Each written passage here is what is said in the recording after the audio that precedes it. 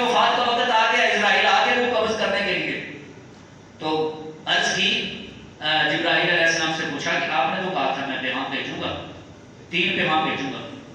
تو انہوں نے کہا اللہ کے نبی میں تو بھیج چکا ہوں اور میں ہر ایک کے پاس بھیجتا ہوں، صرف آپ کے پاس نہیں بلکہ نبی ہو غیر نبی ہو ہر ایک کے پاس میں یہ 3 پیغام بھیجتا ہوں. موت کا پہلا پیغام ہوتا ہے بالوں کا سفید ہو جانا، عمر کے ساتھ بالوں کا سفید ہو جانا. نمبر 2 کمر کا جھک جانا، نمبر 3 جسم میں کمزوری کا آ جانا. تو میرے بزرگ کافی یہاں بیٹھے ہوئے ہیں، میں اپنے بزرگوں کی خدمت میں عرض کروں گا کہ ان 3 پیغاموں سے میں سے کوئی پیغام آ جائے نا پھر ذرا دنیا سے کنارہ کش ہو جائے. کیونکہ جن بچوں کے لیے، جس بیوی کے لیے اور جن پوتوں اور نواسوں کے لیے ہم اپنی آخرت برباد کرتے ہیں نا، یہ کہیں گے جلدی کرو. اور جو جنازہ نکلے گا کہیں گے پہلے عورتیں روٹی کھوا رہی ہیں، کہ کہیں گے پہلے بیویاں روٹی کھوا رہی ہیں. آپ کا قبر میں کیا بنے گا، کیا فکر ہے پوتوں نواسوں نواسیوں کو؟ وہ کہیں گے پہلے نا روٹی کھوا رہی ہے، عورتیں روٹی کھوا لو. پھر اتنے اعلان ہوئے گا مہمان حضرات کے لیے کھانا تیار ہے. نہیں سمجھ رہے؟ جو دعوت دے رہے ہیں سارے تھے. وہ شادی پہ دعوت ہوتی ہے کہ وفات پہ دعوت ہوتی ہے. تو اس لیے یہ 3 پیغام ہیں. کتنے؟ 3. جب ان میں سے کوئی پیغام آ جائے نا تو پھر یہ 3 کام کرنے. کتنے جی؟ 3. اللہ کی حمد، اللہ کی تسبیح اور استغفار. اور ایک بات اور عرض کروں آسان لفظوں میں، اس کو کہتے ہیں ذکر اللہ اور استغفار میں لگ جائے. اور ذکر اللہ کی 3 قسمیں ہوتی ہیں، ان تینوں قسموں کے اندر مشغول ہونا ہے. اور استغفار کی بھی 3 قسمیں ہوتی ہیں، ان تینوں قسموں کے اندر مشغول ہونا ہے. میرا آج کا موضوع نہیں کہ میں آپ کو ذکر اللہ یا استغفار کے فضائل بیان کروں، صرف اس صورت کے ضمن میں بات آ گئی میں آپ کو سنا دوں. ایک ہوتا ہے ذکر قلبی کہ ہر وقت دل اللہ کی طرف متوجہ رہے. جب دل اللہ اللہ کرے، اس کے خیال میں ہو کہ میرا دل کہہ رہا ہے اللہ اللہ، پھر گندے خیال نہیں آئیں گے، پھر اندر گندے خیالات پکیں گے نہیں. یہ ہوتا ہے ذکر قلبی. اور ایک ہوتا ہے ذکر لسانی جو بھی میں نے آپ کو سنایا. امام الانبیاء صلی اللہ علیہ وسلم نے ارشاد فرمایا میں 70 مرتبہ سے زیادہ اللہ کی بارگاہ میں استغفار کرتا ہوں. اللہ کہ آپ گناہوں سے معصوم پاک نبی، گناہوں سے معصوم نبی. لیکن پھر کوئی ضرور بات، خاص طور پر آخری عمر میں امی عائشہ فرماتی ہیں نبی علیہ السلام کی زبان پہ اکثر یہ کلمہ رہتا سبحان اللہ و بحمدہ استغفر اللہ و اتوب الیہ. سبحان اللہ و بحمدہ استغفر اللہ و اتوب الیہ. آپ یاد فرما رہے ہیں سبحان اللہ، میرے پیچھے پڑھے آپ، میرے پیچھے پڑھے. سبحان اللہ و بحمدہ استغفر اللہ و اتوب الیہ. سبحان اللہ و بحمدہ استغفر اللہ و اتوب الیہ. تو یہ جو میرے بزرگ ہیں نا، بزرگ حضرات سفید ریش ہیں، وہ اس کلمے کو زیادہ پڑھا کریں. پھر دیکھیں آپ کا بڑھاپا قیمتی بنے گا انشاءاللہ. ٹھیک ہے. تو نبی علیہ السلام نے فرمایا میں اللہ کی بارگاہ میں 70 مرتبہ سے زیادہ استغفار کرتا ہوں. اور یہ آپ نہ سمجھے 70 عربی زبان میں کسی چیز کو زیادہ تعداد میں بیان کر رہا ہوں، کہتے ہیں یہ چیز 70 مرتبہ ہے، مطلب بہت زیادہ استغفار کرتا ہوں. تو یہ ہے ذکر قلبی. اور ایک ہے ذکر جسمانی. کیا مطلب؟ کہ اپنے جسم کو اللہ تعالیٰ کی عبادت میں لگائے اور گناہوں سے بچائے. اپنے جسم کو اللہ کی عبادت میں لگائے اور گناہوں سے بچائے. ایک جملہ اور کیا ہے، اگر آپ ذرا بیدار ہیں وہ دے دیں بھائی جاگ جو میں جملہ کہہ رہا ہوں وہ سبحان اللہ سارے دیں. وہ جملہ یہ ہے کہ دیکھیں جو بندے اس دنیا میں اپنے اس جسم کو اللہ کی عبادت میں لگائیں گے انشاءاللہ اس کے جسم کو کیڑے نہیں کھائیں گے. جو اپنے جسم کو اللہ کی عبادت میں تھکائیں گے، چور کریں گے جی، ان کے جسم کو انشاءاللہ کیڑے نہیں کھائیں گے. اور جو اپنے جسم کو اس دنیا میں گناہوں میں لگائیں گے، ناجائز لذتوں میں لگائیں گے، اللہ کی نافرمانی میں لگائیں گے، تو پھر ان کے وجود کو یہاں سر کے بالوں سے لے کر پاؤں کے ناخنوں تک کیڑے، سانپ اور بچھو کھائیں گے. اور یہ میں اپنی طرف سے نہیں کہہ رہا، امام غزالی رحمۃ اللہ علیہ نے حدیث نقل کی ہے، ام المومنین امی عائشہ صدیقہ رضی اللہ تعالی عنہا ارشاد فرماتی ہیں گناہ گاروں کے لیے ہلاکت ہے، تباہی ہے۔ فرمایا جب انہیں قبر میں رکھا جائے گا نا تو کچھ سانپ سر کے بالوں سے کھانا شروع کریں گے اور ناک میں آگے یہاں جمع ہو جائیں گے، اور کچھ سانپ پاؤں کے طرف سے چلیں گے کھانا شروع کریں گے اور ادھر ناف میں جمع ہو جائیں گے، پھر اس کا جسم صحیح ہوگا پھر، اور فرمایا یہ اس وقت تک اس کو عذاب ہوتا رہے گا جب تک سور نہیں پھونکا جاتا۔ بات سمجھا رہی بڑھاؤ تو یار ایسے وجود نے کرنا کی ہے جی اللہ کی عبادت نہ تھکے ہیں۔ وہ کئی لوگ کہتے نہیں میں مولوی کہتے ہیں عشاء کی 17 رکعتاں ہیں، تو وہ نوجوانے نہیں سمجھ گئے یار موبائل تو تسی چلاتے رہتے ہو 3-4 گھنٹے، تو جی نفل پڑھو گے تو ثواب ہے کامیاں کیوں نہیں پڑھاؤ؟ تو عمل کریں گے انشاءاللہ۔ اسی طرح استغفار کی بھی 3 قسمیں ہیں، ایک ہوتا ہے استغفار قلبی کہ اپنے دل میں یہ خیال کرے کہ میں تو اللہ کے در کا مجرم ہوں، گناہگار ہوں، میرے اللہ تو نے مجھے معاف نہ کیا تو میرا کیا بنے گا۔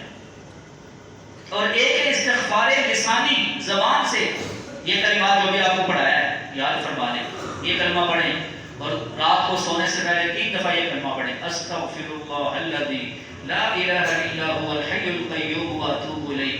حدیث میں آتا ہے سمندر کی جھاگ کے برابر میں گناہوں کی اللہ تعالیٰ معاف فرما دے، سبحان اللہ، ٹھیک ہے۔ اور اگر اللہ تعالیٰ ہمت دیں مزید تو سورہ حشر کی آخری 3 آیتیں ہیں، اس سے پہلے اعوذ باللہ السمیع العلیم من الشیطان الرجیم پڑھ کے تو سورہ حشر کی آخری آیات هو اللہ الذی لا الہ الا هو عالم الغیب والشہادہ، یہ 3 آیات ہیں۔ فرمایا اگر صبح ہونے سے پہلے بندہ فوت ہو گیا شہید ہے، صبح کو پڑھ کے شام ہونے سے پہلے فوت ہو گیا شہید ہے۔ ایک بندہ کہنے لگا تسی مولوی جنت سستی کر چھٹی ہے، دیکھے ذرا تسی لوگوں کہتے ہو کلمہ پڑھو یعنی فوت ہو گئے ہو تو شہید ہو، تسی مولوی ہو جنت سستی کر چھٹی ہے۔ میں چلیا تو ایک گل تاں کیتی ہے کہ تین انہاں کلمات دی قدر دا پتہ نہیں، کوئی نہیں سمجھا، تیرے پتہ ہی نہیں انہاں کلمات کی کتنی بڑی قیمت ہے، تو نے ان کو ہلکا سمجھا اس لیے تو نے کہا جنت سستی ہے۔ میں نے کہا اللہ کے نام جن کلموں کے اندر آتے ہیں خدا کی قسم ساری دنیا مل کر بھی ان کی قیمت ادا نہیں کر سکتی، خدا سمجھائیے کریے۔ تو یہ استغفار کی 3 قسمیں ہیں، اور تیسری قسم ہے استغفار کی کہ اپنے وجود اور اپنے جسم کو اللہ تعالیٰ کی عبادت میں لگانا اور نافرمانی سے بچانا، اصل استغفار یہ ہے۔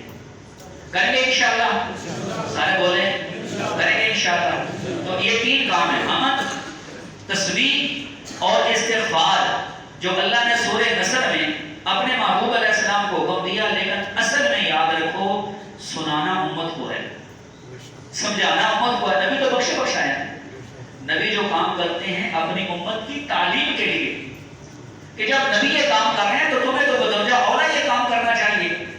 بات سمجھا رہی ہے کہ نہیں آ رہی؟ اللہ اکبر۔ تو امام الانبیاء صلی اللہ علیہ وسلم کی زندگی کے کچھ آخری حالات آپ کو بتا رہا ہوں، کچھ آخری سالوں کی باتیں آپ کو بتا رہا ہوں، سنا رہا ہوں، سمجھا رہا ہوں، توجہ فرمائیے گا۔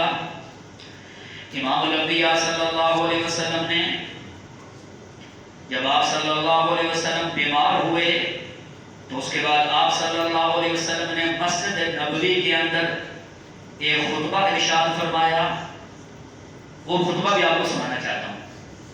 دیکھو نا آج عام اکثر جو ربیع الاول میں یا ربیع الثانی میں محفلیں ہوتی ہیں نا، اس میں ہمیں نبی علیہ السلام کی ولادت سنائی جاتی ہے، لیکن حضور پاک کی زندگی کے آخری ایام اور آپ کی وفات نہیں سنائی جاتی۔ اس لیے آج مسلمان کو صرف نبی علیہ السلام کا دنیا میں آنا یاد ہے، دنیا سے جانا اور جو دنیا سے جاتے ہو آپ نے نصیحتیں فرمائی تھی وہ نہیں یاد۔ یہ بات صحیح ہے تو وہ بے شک۔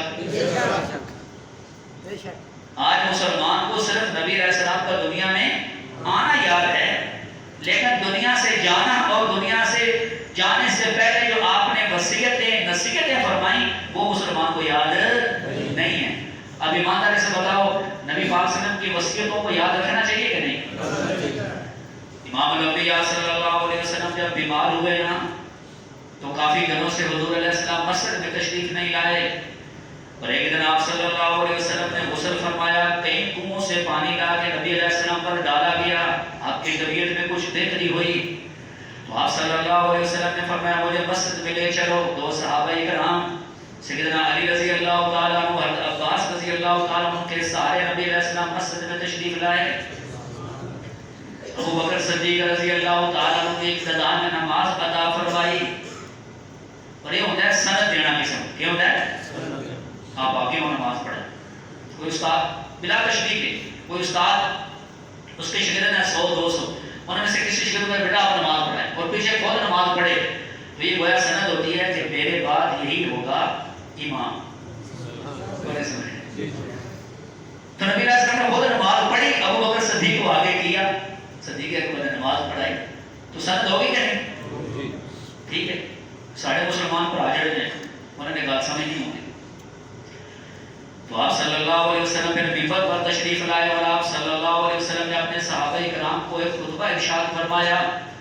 اس میں نبی علیہ السلام نے پہلی بات یہ فرمائی کہ اللہ کا ایک بندہ ہے جس کو اللہ تعالیٰ کی طرف سے اختیار دیا گیا کہ وہ دنیا کو پسند کر لے، دنیا میں رہے جتنا مرضی ہے، یا آخرت کو پسند کر لے، اللہ کی ملاقات کو پسند کر لے، اللہ تعالیٰ سے ملنے کو پسند کر لے. تو اس بندے نے اللہ کی ملاقات کو پسند کر لیا. سارا مجمع خاموش، توجہ، سارا مجمع خاموش. اور ان کو سمجھ نہیں آئی کہ اس بندے سے کیا مراد ہے. اتنے مجمع میں سے ابو بکر صدیق رضی اللہ تعالیٰ عنہ کے رونے کی آواز آئی.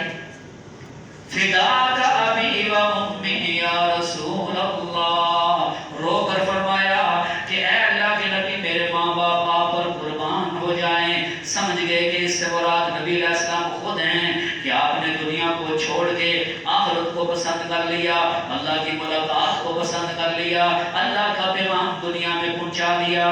صدیق اکبر بے قرار ہو گئے، آپ دیدہ ہو گئے اور رو پڑے اور آنکھوں سے آنسو نکل آئے. اللہ کے نبی نے فرمایا ابو بکر ذرا سکون اور آرام اور قرار سے تم اپنی جگہ بیٹھے رہو، ذرا تسلی اختیار کرو. اور پھر حضور علیہ السلام نے صحابہ کے مجمع میں فرمایا کہ جتنے لوگوں نے مجھ پر احسان کیا تھا نا، میں نے سب کا بدلہ دنیا میں دے دیا. ابو بکر کے مجھ پر اتنے احسان ہیں کہ میں دنیا میں ان کا بدلہ نہیں دے سکا، اللہ ان کے احسانوں کا بدلہ دیں گے. میرے مسلمان بھائیوں، اس واقعے سے ہمیں کیا سبق ملتا ہے کہ دنیا چھوڑنے کا کسی کا دل نہیں کرتا، لیکن دنیا چھڑوا لی جائے گی. لیکن میں اور آپ یہ سوچیں کہ یار اگر میری موت آ گئی، ہم سب سوچیں، میں بھی آپ میں شامل ہوں، تو کیا میں ایسی تیاری کر چکا ہوں کہ میں اللہ سے ملاقات کر لوں گا؟ کیا میں اللہ تعالیٰ سے ملاقات کر لوں گا؟ کیا میں نے اپنے نام اعمال میں ایسے اعمال جمع کر لیے ہیں کہ اگر مجھے موت آئے تو مجھے کوئی پریشانی نہیں ہوگی؟ یا دنیا میں اتنا مگن ہو چکا ہوں، دنیا کے اندر اتنا کھپ چکا ہوں، دنیا کے دلدل میں اتنا دھنس چکا ہوں کہ مجھے تو اسرائیل زبردستی نکالیں گے؟ یہ مجھے آپ کو سوچنا چاہیے. دیکھیں سارے ذات، اصل جملہ یہ ہے کہ جڑا سوچی پیا وہ تر گیا. جڑا سوچی پیا حقیقت گل ہے، جڑا سوچی پیا وہ تر گیا. میں اور آپ سوچیں، حقیقت بات ہے. ورنہ یہ نہ ہو کہ اللہ نہ کرے کہ جب موت آ رہی ہو تو بندہ کہے او میرا تیرے مقام بڑھنے والا رہتا ہے، او میرا تے فلاں کام رہتا ہے، او میری بھینسوں اور میری گائے کو چارہ ڈال دینا، میرا وہ فلاں. یہ ہر بندہ، میں بھی سوچوں اور آپ بھی سوچیں کہ کیا دیکھو نا نبی علیہ السلام نے فرمایا مجھے اختیار دیا گیا، مفہوم بتا رہا ہوں کہ میں دنیا میں رہنا چاہوں رہ سکتا ہوں، اللہ نے اختیار دیا.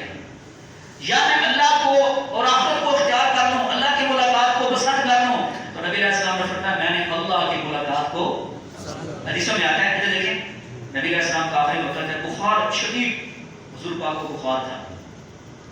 حتیٰ کہ ایک دفعہ صحابہ نے پوچھا یا رسول اللہ جتنا تیز بخار آپ کو ہوتا ہے تو اتنا ہمیں نہیں ہوتا. نبی علیہ السلام نے فرمایا تم میں سے 2 بندوں کے برابر مجھے بخار ہوتا ہے، اگر 2 بندوں کو بخار ہونا اس کے برابر مجھے بخار ہوتا ہے، تم سے زیادہ. تو صحابہ نے کہا یا رسول اللہ اللہ اجر بھی آپ کو ڈبل دیتے ہیں؟ حضور نے فرمایا کہ ہاں اللہ اجر بھی مجھے ڈبل دیتے ہیں. پانی کا پیالہ پڑا ہوا ہے پاس، بخار شدید ہے، حضور علیہ السلام اس پیالے میں انگلیاں ڈال کے ادھر لگاتے ہیں، فرماتے ہیں اے اللہ موت کی بڑی سختی ہے، آسان فرما. اللہ موت کی بڑی سختی ہے، آسان فرما.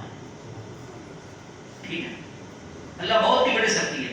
اور پھر حضور پاک کیا فرماتے ہیں بار بار، اللہم بالرفیق الاعلی، اللہ تو میرا سب سے بڑا دوست ہے، سب سے بڑا رفیق ہے. اللہ میں تیری ملاقات چاہتا ہوں، میں تیری ملاقات پسند کرتا ہوں. یہ میرے مسلمان بھائیوں ہم نے سوچنا ہے. وہ پہلے بھی آپ کو واقعہ سنایا تھا نا کہ حضرت بابا فرید الدین عطار رحمۃ اللہ علیہ، نام سنا ہوا ہے؟ بابا فرید الدین کا نام سنا ہوا ہے؟ یہ نوجوانی میں نا خوشبو کی دکان تھی، شیشیاں رکھی ہوئی ہیں، لوگ آتے ہیں خرید کے لے جاتے ہیں. تو ان کی زندگی بھی ایسے جیسے عام نوجوانوں کی زندگی ہوتی ہے ایسے گزر رہی تھی. تو ان کے دکان کے سامنے آ کے بابا جی نے صدا لگائی، اللہ واسطے کچھ دے دے ہو، اپنے کام میں لگے ہوئے ہیں. جب نہیں سنا تو بابا جی اندر آ گئے. اللہ تعالیٰ بعض بندوں کو بندوں کی ہدایت کے لیے بھیجتے ہیں. کوئی ایک بات ہی ایسی آ جاتی ہے جی دل و دماغ میں بندے کی زندگی تبدیل ہو جاتی ہے. تو بابا جی اندر آ کے دکان کے اندر اور دیکھا جب نوجوان ہے فرید الدین بات ہی نہیں سن رہا، تو بابا جی نے نا ویسے ہی ایک شیشی کو غور غور سے دیکھنا شروع کر دی. تو فرید الدین کہہ لگے بابا جی کوئی لانا نہیں کہ خالی شیشیں دیکھنی ہیں، کوئی لانا نہیں ہے. تو بابا جی کہنے لگے پتر لینا نہیں، میں یہ دیکھنا پیا کہ تیری جان ایسے شیشیاں اٹکی ہے کیویں نکلے گی، کس طرح نکلے گی. تو نوجوان نے ابو سے کہنے لگے بابا جی میں تھوڑے نکلے گی تو میری بھی نکل جائے گی. تو بابا جی کہنے لگے صحیح بات ہے، ہاں بالکل جی میں تھوڑے نکلے تو میری بھی نکل جائے گی. بابا جی نے کہا اچھا. بابا جی دکان سے باہر نکلے اور پیالہ اپنے نیچے رکھا اور کپڑا اوپر لیا لیٹ کے اور کہا اشہد ان لا الہ الا اللہ واشہد ان محمد، نہ کوئی تڑپنا نہ کوئی پھڑکنا نہ کوئی سانس کا رکنا ہے، بس ایسے نون رکھی. جو ہی دیکھا دل پہ ایک چوٹ لگی، واہ اتنی اچھی موت، سبحان اللہ. نہ تڑپنا نہ پھڑکنا نہ سانس کا رکنا نہ کوئی مشکل نہ کوئی پریشانی، یہ کیسے ہوا؟ تو نتیجہ نکالا کہ انہوں نے اللہ سے لو لگائی تھی. سبحان اللہ. روح کس کے حکم سے نکلتی ہے؟ بولو سارے، اللہ سے جب لو ہوگی نا پھر اللہ خود فرشتے کو حکم دیں گے کہ میرے بندے کو آسانی سے روح نکال لے. بولو سبحان اللہ. تو یہ واقعہ آپ نے سنا ابھی نبی علیہ السلام کی آخری عمر کا. حضور نے فرمایا اللہ نے اس بندے کو اختیار دیا ہے، تو مجھے اور آپ کو اختیار بھی نہیں ہے. ہمارے لیے تو لکھا گیا ماں کے پیٹ میں بھی بچہ ہوتا ہے کتنی عمر پائے گا، کتنے سانس یہ لے گا. وہ مجھے پچھلے دن ایک صاحب نے واقعہ سنایا کہ بھائی کا سچا واقعہ، وہ خود بتا رہے تھے کہ بیٹھے ہوئے لقمہ توڑا منہ میں ڈالا، ابھی لقمہ نیچے نہیں اترا، ہارٹ اٹیک ہوا، لقمہ اندر نہیں گیا. بس وہ لقمہ ان کے نصیب میں، اس نے زبان پر ہی جانا تھا نیچے نہیں. اور حدیث میں آتا ہے حضور علیہ السلام نے فرمایا کہ بندے کا رزق مفہوم ہے، جب وہ مکمل ہو جاتا ہے پھر بندے کی روح نکال لی جاتی ہے. بس اللہ اللہ اللہ. میرے امام الانبیاء صلی اللہ علیہ وسلم نے مزید خطبہ دیتے ہوئے ارشاد فرمایا، آپ صلی اللہ علیہ وسلم نے ارشاد فرمایا لوگوں میں تمہارے اندر دو چیزیں چھوڑ کے جا رہا ہوں، جب تک تم ان چیزوں کو مضبوطی سے تھامے رہو گے تم کبھی گمراہ نہیں ہوگے. کتاب اللہ و سنت رسولہ، ایک اللہ کی کتاب اور ایک اللہ کے نبی نے اپنے بارے میں فرمایا کہ میری سنت. اللہ کی کتاب کو مضبوطی سے تھامنے کا مطلب یہ نہیں کہ سینے سے لگا کے دبا لینا، مطلب یہ ہے کہ قرآن پڑھو، صحیح تلفظ کے ساتھ پڑھنا، قرآن مجید کو سمجھنا اور پھر اس پر عمل کرو تو تم کبھی گمراہ نہیں ہوگے. اور فرمایا میری سنت کو جب تم مضبوطی سے تھام لو گے، کیا مطلب ہے؟ میری سنت کو اپنی زندگی میں لاؤ گے، میری سنت کو اپنے معاملات میں، معاشرت میں، اخلاق میں، رہن سہن میں، عبادات میں، اور ایک کے اندر میری سنت کو اپناؤ گے تو کوئی تمہیں گمراہ نہیں کر سکتا. دنیا میں ہدایت ملے گی، آخرت میں جنت ملے گی. اور وہ گل سمجھ آ رہی ہے؟ لیکن ایک گل ذہن چ رکھنی ہے، جتنے میرے نوجوان بھائی خاص طور سے نیٹ چلاتے ہو کہ بعض لوگ آپ کو دعوت دیں گے قرآن قرآن، تو آپ نے کہنا ہے مکمل قرآن. کو نہیں سمجھ رہے آپ نے کیا کہنا ہے؟ قرآن قرآن. آپ نے نا مکمل قرآن. کو نہیں سمجھا؟ آپ کو نا دعوت دیں گے لوگ اور قرآن کافی ہے، قرآن کافی ہے. تو بھی قرآن کافی ہے تو قرآن میں جو کچھ ہے وہ کافی نہیں. کو نہیں اتباع کا بھی حکم ہے، اہل علم کی اتباع کا بھی، اہل علم کی بات ماننے کا بھی حکم ہے۔ اب قرآن کا لفظ کیا ہے کہ کریں گے صحابہ کی مخالفت، لفظ قرآن کا بول کے کریں گے اہل علم کی مخالفت، کبھی قرآن نہیں، مکمل قرآن بول چھوڑو دوسری، مکمل قرآن اور سنت کا لفظ بولیں گے اور کہیں گے حدیث، ہم کہتے ہیں حدیث نے سنت کو نہیں سمجھا، حدیث مبارک، حدیث کا علم مبارک، پڑھنا ثواب، لیکن عمل حدیث پہ نہیں سنت پہ ہوتا ہے۔ سبحان اللہ، سبحان اللہ، عمل کس پہ ہوتا ہے؟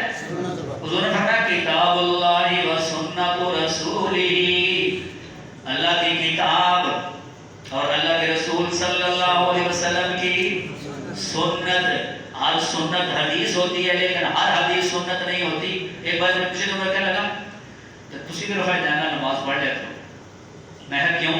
کہتے ہیں حدیث ہے، میں بھائی اسی طرح سنت عمل کرتی ہے، میں کو مکے والے عمل کرنا ہے، اسی مدینے والے عمل کرنے ہیں۔ کہتے وہ کس طرح؟ میں نے کہا عبداللہ بن عمر فرماتے ہیں رضی اللہ تعالیٰ عنہ، ہم مکہ میں تھے تو رفع جان کرتے تھے، جب مدینہ میں آ رہے تھے چھوڑ دیا، اللہ کے نبی نے منع کر دیا۔ کہنے لگا حدیث کو کھا سکتے ہو؟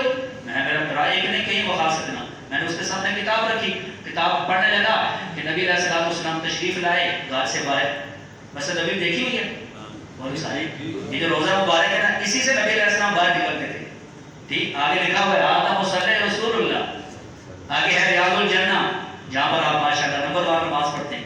صحابہ کرام کہتے ہیں ہم نماز پڑھ رہے تھے اور نماز میں رفع جان کر رہے تھے بار بار، تو نبی علیہ السلام جب ہم نے نماز ختم کی تو اللہ کے نبی نے فرمایا کہ مجھے کیا ہوا کہ شیر گھوڑوں کے دونوں کی طرح تم اپنے ہاتھ لاتے ہو، اسکنوا فی الصلاۃ، نماز سکون سے پڑھا کرو، نماز سکون سے پڑھا کرو۔ تو میں نے کہا منع ہو گیا کہ نہیں؟ کہتے ہاں بات تو صحیح۔ تو میں نے کہا مکے والے عمل کو لیتا مدینے والے کو چھوڑتا ہے، میں نے سمجھا ہاں مکے والے بھی ہیں اور مدینے والے بھی ہیں۔ میں نے کہا یہ تو ظلم کی بات ہے نا کہ نبی علیہ السلام کی پہلی زندگی کا عمل لے لو اور آخر کو چھوڑ دو، وہ نہیں سمجھ آئی؟ تو دو چیزیں ہیں، کتاب اللہ و سنت رسولہ، اللہ کے نبی علیہ السلام کی سنت کو اختیار کرو، کس چیز کو؟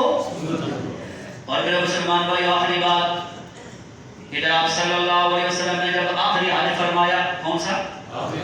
اور اس میں نبی علیہ السلام نے لوگوں کو خطبہ ارشاد فرمایا، اس خطبے میں آپ صلی اللہ علیہ وسلم نے قیامت تک آنے والے مسلمانوں کو جو ہدایات عطا فرمائی ان میں سے چند آپ کو سنا کے اپنی بات ختم کرتا ہوں۔ اللہ کے نبی علیہ السلام نے فرمایا لوگوں تم میں سے کسی بھی گورے رنگ کے آدمی کو کسی کالے آدمی پر کوئی فضیلت نہیں، کسی عربی کو اجمی پر کوئی فضیلت نہیں، تم میں سے اللہ کے ہاں سب سے زیادہ عزت اس کی ہے جو اللہ سے ڈرنے والا ہے۔ سبحان اللہ، کیا ہی پیارا جملہ ہے، سبحان اللہ۔ اور پھر نبی علیہ السلام نے ارشاد فرمایا لوگوں زمانے جاہلیت کے اندر جتنے بھی قتل ہوئے نا ان کے بدلے لینے ختم ہو گئے ہیں۔ سب سے پہلے نبی علیہ السلام نے اپنے خاندان کے ایک آدمی جو زمانہ جاہلیت میں قتل ہوئے تھے اور میں ان کے خون کو معاف کرتا ہوں، اور فرمایا جتنے بھی زمانے جاہلیت کے سود تھے نا وہ سارے ختم ہیں، کسی کو سود نہیں ملے گا، بس اصل پیسے ملیں گے۔ اور پھر نبی علیہ السلام نے اپنے خاندان میں سے فرمایا کہ حضرت عباس کا جتنا سود لوگوں کے ذمے ہے میں ان سب کو آج ختم کرتا ہوں۔ اور آخری جملہ جو سارا نچوڑ ہے، اللہ کے نبی علیہ السلام نے فرمایا جاہلیت کی جتنے رسمیں تھیں ساری میرے پاؤں کے نیچے روندی گئی ہیں، ختم، آج کے بعد دوبارہ ان کو اٹھانا نہیں ہے، ان کو اللہ کے نبی نے اپنے پاؤں کے نیچے رکھ کے کچل دیا۔ میرے مسلمان بھائیوں میں کسی کی طرف انگلی نہ اٹھاؤں، آپ کسی کی طرف انگلی نہ اٹھائیں، ہر بندہ اپنے محکمے کو دیکھے، ہر بندہ اپنے کام کو دیکھے، ہر بندہ اپنے عمل کو دیکھے کہ اللہ کے نبی جن کو مٹانے کے لیے آئے، ختم کرنے کے لیے آئے، کچلنے کے لیے آئے، کیا خدا نخواستہ ہم دوبارہ ان کو سجا کے الماریوں میں تو نہیں رکھ رہے، دوبارہ تو ان کو لے کر نہیں آ رہے؟ اگر وہ بندہ لے کر آ رہا ہے سمجھو اس کی تباہی کے دن شروع ہو گئے، اور اگر کوئی مٹا رہا ہے سمجھو انشاءاللہ دنیا کے اندر بھی چمکے گا، آخرت کے اندر بھی چمکے گا۔